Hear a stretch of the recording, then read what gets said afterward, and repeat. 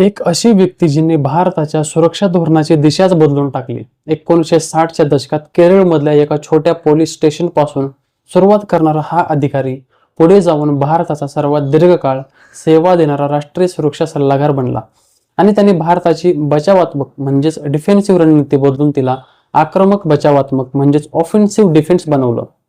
हे नाव आहे अजित डोवाल। नुकताच त्यांना प्रतिष्ठित लोकमान्य टिळक राष्ट्रीय पुरस्कार 2026 ने सन्मानित करण्यात आलं। पण आजच्या व्हिडिओमध्ये आपण त्या पलीकडे जाऊन त्यांची कारकीर्द, त्यांची कामगिरी, पाकिस्तानसाठी त्यांची रणनीती, चीनसाठी त्यांची रणनीती आणि त्यांच्यामुळे भारताचं संपूर्ण संरक्षण धोरण कसं बदललं हे आपण सविस्तर बघणार आहोत। तर चला मित्रांनो, सुरुवात करूया। परंतु माझी तुम्हाला एक विनंती आहे की प्लीज तुम्ही हा व्हिडिओ शेवटपर्यंत बघा। तर अजित कुमार डोवल यांचा जन्म 20 जानेवारी 1945 रोजी उत्तराखंडमधील पौड़ी गढ़वाल जिल्ह्यात एका गावात झाला। वडील मेजर जी ए डोवल भारतीय लष्करामध्ये होते। आग्रा विद्यापीठातून अर्थशास्त्रात पदव्युत्तर पदवी घेतल्यानंतर 1968 साली ते भारतीय पोलीस सेवेत म्हणजेच IPS मध्ये दाखल झाले आणि त्यांना भेटलं केरळ हे कॅडर। पण त्यांची खरी ओळख घडली ती अवघ्या 4 वर्षातच, जेव्हा त्यांची निवड गुप्तचर विभागात झाली म्हणजेच इंटेलिजन्स ब्युरो। इथून पुढचा प्रवास हा त्यांच्या भारताच्या अंतर्गत आणि परराष्ट्र सुरक्षेला आकार देणारा ठरला। मिझोराम मधील बंडखोरांच्या काळात त्यांनी बंडखोर नेता लाल डेंगा यांच्या 7 प्रमुख साथीदारापैकी 6 जणांना वाटाघाटीच्या माध्यमातून शांततेच्या मार्गावर आणलं। हे काम पूर्णपणे बुद्धी आणि संवाद कौशल्यावर आधारित होतं। बळाचा वापर इथे कोणत्याही आणि कशाही प्रकारे करण्यात आलेला नाही। पंजाबमधील खालिस्तानी दहशतवादाच्या शिखरावर असताना 1988 साली अमृतसरच्या सुवर्ण मंदिरातील ऑपरेशन ब्लॅक थंडर या कारवाईमध्येही त्यांचं मोलाचं योगदान आहे, ज्यासाठी त्यांना शौर्याचा सर्वोच्च नागरी सन्मान म्हणजेच कीर्ती चक्र देण्यात आलं। आणि सर्वात महत्त्वाचा भाग म्हणजे पाकिस्तानमधील त्यांचं अंडर कव्हर काम। इस्लामाबादमधील भारतीय उच्चायुक्तामधील 6 वर्ष अधिकृत सेवा देत असतानाच 1 वर्षभर त्यांनी स्वतःची खरी ओळख लपवून पाकिस्तानमध्ये वास्तव्य केलं आणि महत्त्वाची सामरिक माहिती गोळा केली आणि याच धाडसामुळे त्यांना भारताचा जेम्स बॉन्ड असं म्हणतात। 2004 ते 2005 मध्ये ते गुप्तचर विभागाचे संचालक बनले। त्यांच्या प्रशासकीय कारकिर्दीतलं हे सर्वोच्च पद होतं। 30 मे 2014 रोजी पंतप्रधान नरेंद्र मोदी यांनी अजित डोवाल यांची राष्ट्रीय सुरक्षा सल्लागार म्हणजेच NSA म्हणून नियुक्ती केली। 2019 आणि 2024 मध्ये त्यांची फेर नियुक्ती झाली। आज ते भारताच्या इतिहासातील सर्वाधिक काळ सेवा देणारे NSA आहेत म्हणजेच नॅशनल सिक्युरिटी ॲडवायझर। हा काळ भारताच्या सुरक्षा धोरणासाठी खूप महत्त्वाचा होता। 2008च्या मुंबई हल्ल्यानंतर आणि त्याआधी अनेक दहशतवादी हल्ल्यानंतर भारताचं धोरण मुख्यतः स्ट्रॅटेजिक रिस्ट्रेंट म्हणजे संयमी आणि बचावात्मक राहिलेलं होतं।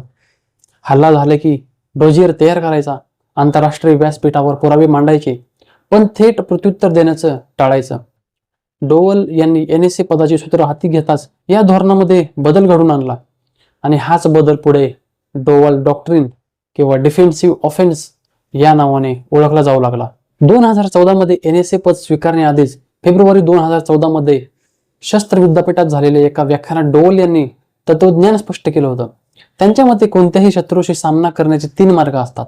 पहिलं म्हणजे बचावात्मक धोरण, म्हणजेच केवळ चौकीदार आणि रक्षकाप्रमाणे थांबून राहायचं आणि शत्रू आला तर त्याला रोखायचं काम करायचं।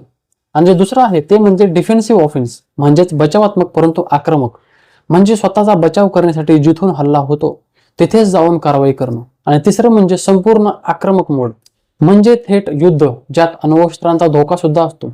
डोवल यांनी स्पष्ट केले की पाकिस्तानसारखी आण्विक शक्ती असलेल्या शेजाऱ्या विरुद्धात पूर्ण आक्रमक मोड शक्य नाही, कारण त्यात अणुयुद्धाचा धोका आहे। पण पूर्णपणे बचावात्मक राहणं सुद्धा परवडणार नाही, कारण त्यात भारताला केवळ फटका सहन करावा लागतो, विजयाची शक्यता नसते। म्हणून त्यांनी दुसरा पर्याय स्वीकारला, डिफेन्सिव्ह ऑफेन्स। याचा सरळ अर्थ असा आहे की जर दहशतवादी हल्ला सीमेपलीकडून होत असेल तर भारत त्या उगम स्थानावर जाऊन कारवाई करेल।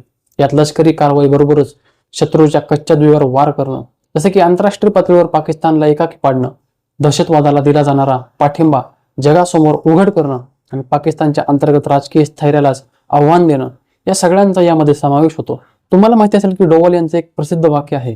पाकिस्तानला उद्देशून ते म्हणाले होते, तुम्ही 1 मुंबई कराल तर तुम्ही 1 बलुचिस्तान गमवाल। You do 1 Mumbai you will lose Balochistan. म्हणजे जर पाकिस्तानने भारतात मुंबईसारखा दहशतवादी हल्ला घडवला तर भारत बलुचिस्तानमधील असंतोषाचा फायदा घेऊन पाकिस्तानला जशास तसं उत्तर देईल। या धोरणाचा प्रत्यक्ष परिणाम म्हणजे सर्जिकल स्ट्राईक। उरी येथे झालेल्या दहशतवादी हल्ल्यानंतर भारतीय लष्कराने पाकव्याप्त काश्मीरमधील दहशतवादी तळावर सीमा ओलांडून थेट कारवाई केली.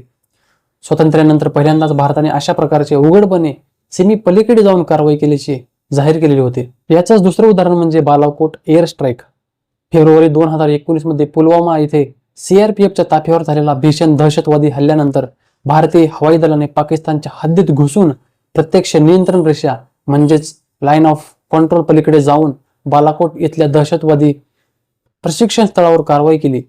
हा भारत पाकिस्तान संबंधामधला एक ऐतिहासिक टप्पा मानला जातो, कारण 1971च्या युद्धानंतर पहिल्यांदाच भारताने पाकिस्तानच्या मूळ भूभागावर हवाई कारवाई केलेली होती. आणि तिसरं म्हणजे ऑपरेशन सिंदूर. पहलगाम मध्ये झालेल्या दहशतवादी हल्ल्याला प्रत्युत्तर म्हणून भारताने ऑपरेशन सिंदूर राबवलं.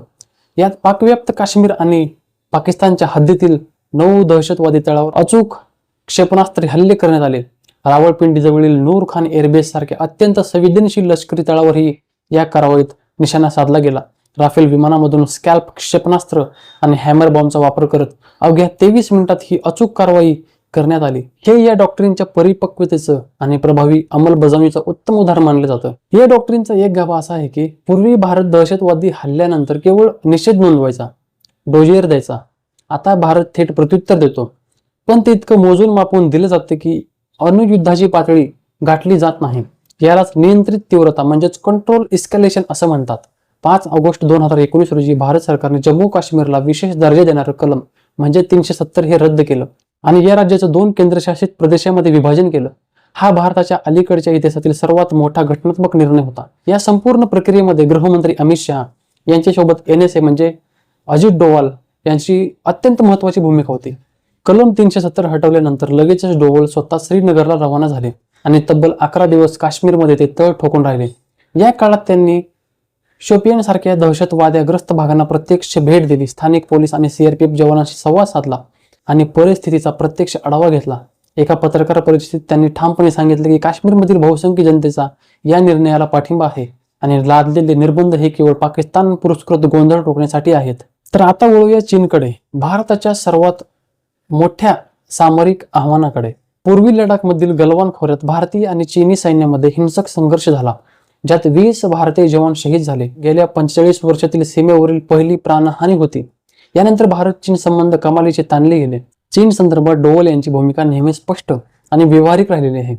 एका जाहीर व्याख्यानात ते म्हणाले होते की चीन महत्वाचा देश आहे, आपले सीमेवर काही मतभेद आहेत, त्यांच्या संरक्षण हालचालीबाबत आपल्याला चिंता आहे, पण त्याचबरोबर व्यापारासारख्या इतर क्षेत्रात जिथे सहकार्य शक्य आहे तिथे आपण सहकार्य करत आहोत. थोडक्यात चीनसाठीची डोवाल यांची रणनीती ही सीमेवर ठाम पण संवादाचे दरवाजे खुले अशी राहिलेली आहे.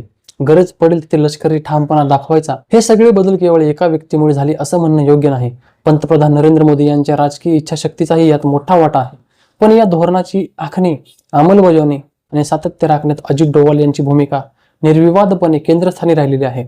आणि म्हणूनच अनेक विश्लेषक या संपूर्ण दृष्टिकोनाला त्यांच्या नावाने डोवाल डॉक्ट्रिन असं म्हणतात. आणि या दशकभराच्या योगदानाची दखल घेत 1 ऑगस्ट 2026 रोजी पुण्यात लोकमान्य बाळ गंगाधर टिळक यांच्या 106व्या पुण्यतिथीनिमित्त केंद्रीय गृहमंत्री अमित शहा यांच्या हस्ते अजित डोवाल यांना लोकमान्य टिळक राष्ट्रीय पुरस्कार 2026 हा प्रदान करण्यात आला. 1983 साली जयंतराव टिळक यांनी हा पुरस्कार स्थापन केलेला होता. यापूर्वी अटल बिहारी वाजपेयी, डॉक्टर मनमोहन सिंग, प्रणव मुखर्जी आणि नरेंद्र मोदी यांच्यासारख्या दिग्गजांना हा पुरस्कार भेटलेला आहे. लोकमान्य टिळक स्मारक ट्रस्टचे अध्यक्ष रोहित टिळक यांनी डोवाल यांच्या निवडीमागचं कारण सांगताना एक समर्पक तुलना केली. ज्याप्रमाणे लोकमान्य टिळकांनी स्वातंत्र्य लढ्यात गुप्त क्रांतिकारी नेटवर्क उभं केलं होतं, त्याच धर्तीवर डोवाल यांचं गुप्तचर आणि सुरक्षाविषयक कार्यवाही तितकंच मूक पण तितकंच निर्णायक राहिलेलं आहे. एका पोलीस अधिकाऱ्यापासून सुरू झालेला हा प्रवास आज भारताच्या सामरिक विचारसरणीला दिशा देणाऱ्या एका महत्त्वाच्या व्यक्तिमत्वापर्यंत येऊन पोहोचला. आणि हाच प्रवास आजच्या तरुण पिढीसाठी खरोखरच अभ्यासण्यासारखा आहे. तर मित्रांनो, तुम्हाला हा व्हिडिओ कसा वाटला कमेंटमध्ये नक्की सांगा आणि आपल्या व्हिडिओला प्लीज लाईक करा. तुमचं मत कमेंटमध्ये नक्की सांगा आणि चॅनलला सबस्क्राईब करायला विसरू नका.